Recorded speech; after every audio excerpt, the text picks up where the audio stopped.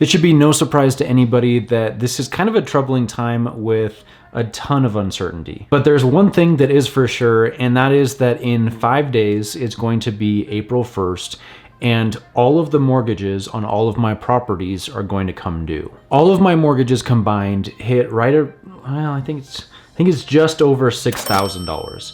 $6,000 a month. That's a lot of money. Of course, it shouldn't be any surprise either that our gross rents are quite a bit higher than that. That's how it works as real estate investors. Your mortgage is down here, all your gross rents are up here, you get to keep that spread in between. I'm dependent on my tenants paying their rent because that pays my mortgages.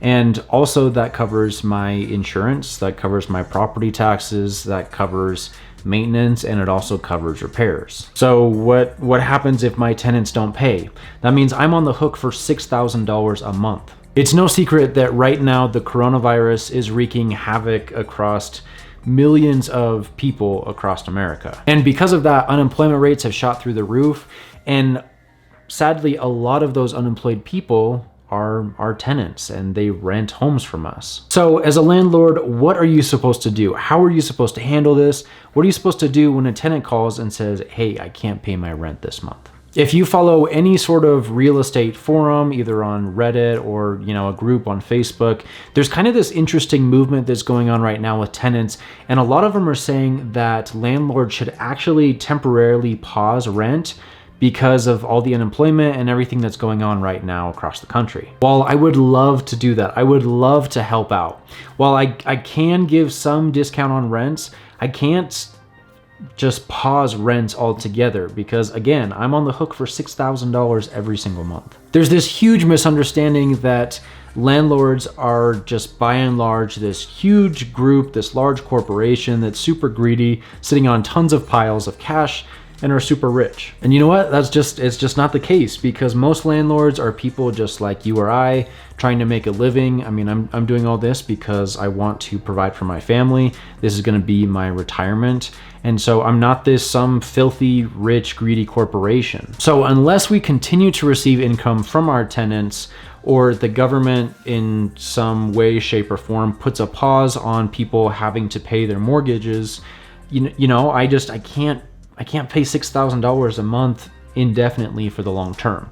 I could float it for a little bit. We've got cash reserves for, things just like this, but I couldn't do it long term. Okay, so what exactly should you do? Before I tell you what my wife and I are doing, I do want to say that you need to be very sure and very familiar with the regulations and the laws of your specific state. Where I live in Idaho State, they haven't paused evictions yet. We are still right now able to evict tenants if they don't pay. But I know in a lot of places across the country, that's not the case. They've paused evictions. You're not able to kick out tenants if they do stop paying rent. Okay, so first and foremost, you need to make sure that when a tenant calls that you know what you're going to do already. You don't want to have a tenant call, say, hey, I can't pay rent this month, and then you're fumbling around trying to figure out what to do and how you're going to handle this and deal with this. Now, you want to make sure that you've got a plan set in place beforehand so that what you do is consistent across the board with all of your tenants and that you know what you're going to do. Okay, step number 2,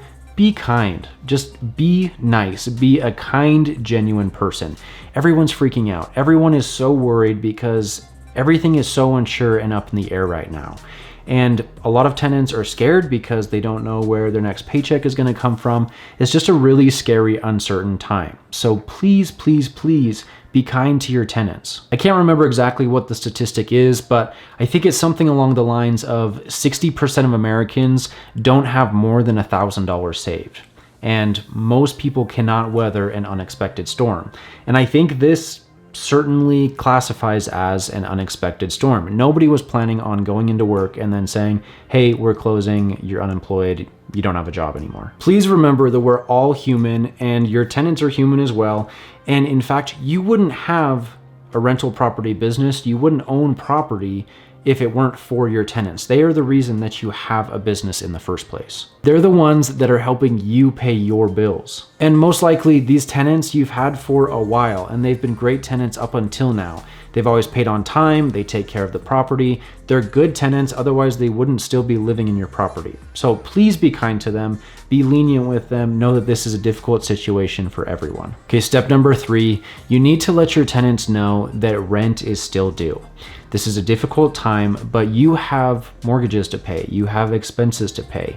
Rent is still due and the tenants are still on the line for paying that rent. When you're stressed about a financial situation or really any situation in general, sometimes it's difficult to take a step back and kind of just look at the big picture as a whole. It's very likely that a lot of your tenants aren't looking at all their different options to be able to pay rent.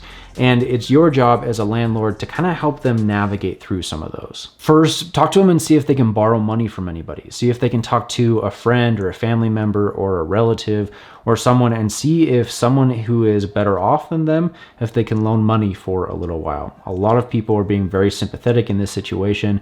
It's difficult for everyone. And I think in this time, people are kind of grouping together and coming together to help each other out. Also, see if people have filed for unemployment yet. Sometimes that's a step that people forget to think about, is that they've been laid off from a job, but they've been paying unemployment taxes and their employer has set up funds for things just like this. See if they filed for unemployment, because that'll give them at least a percentage of what they were making before, and something is absolutely better than nothing. On Wednesday morning, the government announced a $2 trillion stimulus package, and this package will give $1,200 to certain people based off their incomes. Now, I imagine that most of my tenants will be under this income limit, and so take that into account when you're asking people if they have money to pay for their rent. Another option is to let your tenants know that you accept credit card payments for their rent. There are a lot of different ways that you can collect rent. Venmo, PayPal. PayPal will actually allow you to send a payment to somebody and have it come off your credit card. Or the other option is we use a service called Cozy. I did a full review of Cozy and I'll link that video down in the description. But Cozy actually allows you to pay your rent with a credit card, though there is, I think, a 3% fee or so. Let your tenants know that if they do pay with a credit card, there will be that fee, but tell them that, look, you'll reimburse the fee, you'll waive the fee, because they're still paying your rent and you want to help them out. This is a difficult time. We really want to be kind to our tenants. Now, let's say you've gone through all of these different options and your tenants still have no way to pay. You've talked about credit cards, you've talked about family members, you've talked about stimulus packages, unemployment. They still cannot pay you. What are you gonna do? This is the plan that my wife and I are planning to take. So first and foremost, ask them how much they're able to pay. Let's say their rent is $800 a month, but they're only able to pay $400 of that this month. Tell them that you're willing and able to accept what they can pay at this time. Then tell them that you're gonna take the remaining $400 and you're going to divide it up into payments and you're gonna tack it on to the second half of the year. So let's say $400, divide that by, let's say 6 months. So starting July 1st, you're going to add $66 per month onto their rent and it'll just increase their rent slightly. Now, why the second half of the year? The reason for that is because I think that all this coronavirus stuff is going to extend for longer than we're thinking. I'm being optimistic. I hope that it all passes by June, but maybe it won't. So, you know, I am hoping that July 1st is when I could add on those rent payments to, you know, the second half of the year. But if for some reason this goes later into the year, like July or August, you may have to kind of alter and modify that timeline. If you tack on that rent too soon, I mean, what's the likelihood that they'll just call you up the following month and say, hey, I still can't pay rent this month too. Can we do the same thing we did last month?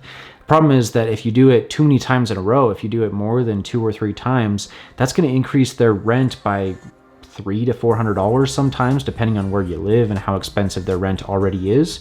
And that's a pretty huge burden. You know, if you're paying $800 a month, but now your rent is $1,100 or $1,200, that's a huge jump. And most tenants can't, you know, they can't pay that difference. So how many times should you be willing to do this? Again, I said 2 to 3. I think that's probably my limit. Again, I don't know exactly. I think it's important to do it on an individual case-by-case basis.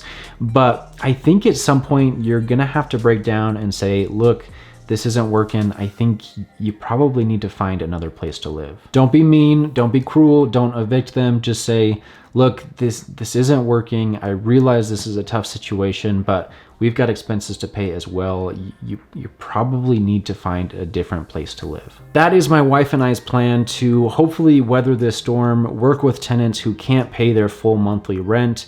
And luckily, I mean, we haven't had any tenants call us yet and say that we need to do this. But again, I think it's really important that you have a plan in place. You know what you're going to do before your tenants call. And this is the situation that we've come up with. And I think this is a good situation, or a good way to handle this situation, at least until the market kind of stabilizes and people can go back to work. So what do you think? Is this a good plan? Is this a bad plan? I'm curious to hear what you guys are doing with your individual situations, with your tenants, with your rentals, and be sure to let me know in the comment section below so that we can share with other people as well. Thanks so much for watching, guys. I'll catch you next week.